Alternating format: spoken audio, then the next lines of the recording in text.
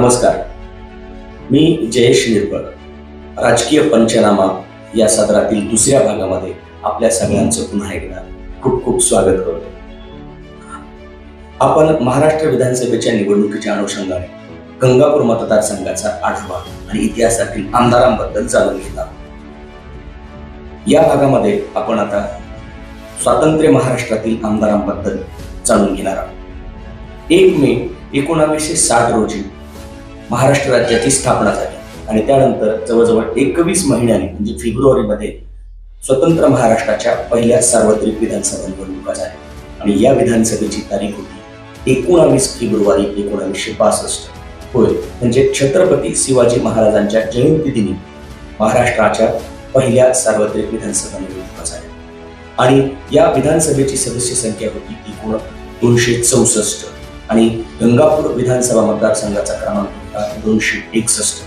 आणि या गंगापूर विधानसभेच्या पहिल्या निवडणुकीला, स्वतंत्र महाराष्ट्रातील पहिल्या निवडणुकीला एकूण 4 उमेदवार हे रिंगणामध्ये होते. यामध्ये काँग्रेसचे यमाजी सातपुते आणि सीपीआयचे बाबूराव दत्तात्रय यांच्यामध्ये प्रमुख लढत होती. तर यमाजी सातपुते यांना 20,600, सीपीआयचे बाबूराव दत्तात्रय यांना 10,590 म्हणजे. आणि अशा प्रकारे काँग्रेसचे यमाजी सातपुते हे 10,010 मतांनी विजयी होऊन स्वतंत्र महाराष्ट्रातील गंगापूर विधानसभा मतदारसंघाचे पहिले आमदार ठरले. यानंतर 5 वर्षांनी झालेल्या दुसऱ्या विधानसभा निवडणुकीमध्ये महाराष्ट्र विधानसभेच्या सदस्यांची संख्या 264 वरून वाढून 270 एवढी करण्यात आली होती आणि त्यामुळे गंगापूर विधानसभेचा क्रमांक पुन्हा एकदा बदलला होता आणि गंगापूर विधानसभेचा क्रमांक 1967च्या निवडणुकीमध्ये 179 हा होता. 21 फेब्रुवारी 1967 रोजी झालेल्या या निवडणुकीमध्ये 3 उमेदवार रिंगणात होते. यामध्ये काँग्रेसचे बाळासाहेब पवार हे कन्नड तालुक्यातील उमेदवार आपल्या गंगापूर विधानसभेच्या रिंगणामध्ये काँग्रेसच्या तिकीटावरती उभे होते.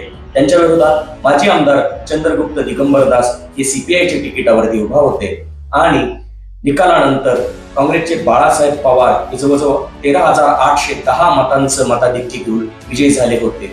बाळासाहेब पवार यांना एकूण 27,829 तर चंद्रगुप्त दिगंबर दास यांना 14,019 एवढी मतं मिळाली होती.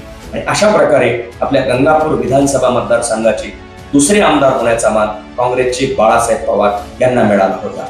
आपण या भागामध्ये स्वतंत्र महाराष्ट्रातील गंगापूर विधानसभा मतदारसंघाच्या पहिल्या 2 आमदारांबद्दल जाणून घेतले.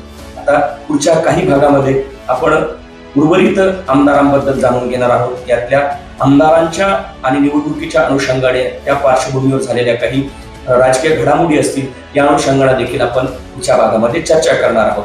आपण हा भाग बघितला त्याबद्दल आपल्या सगळ्यांचे मनपूर्वक आभार.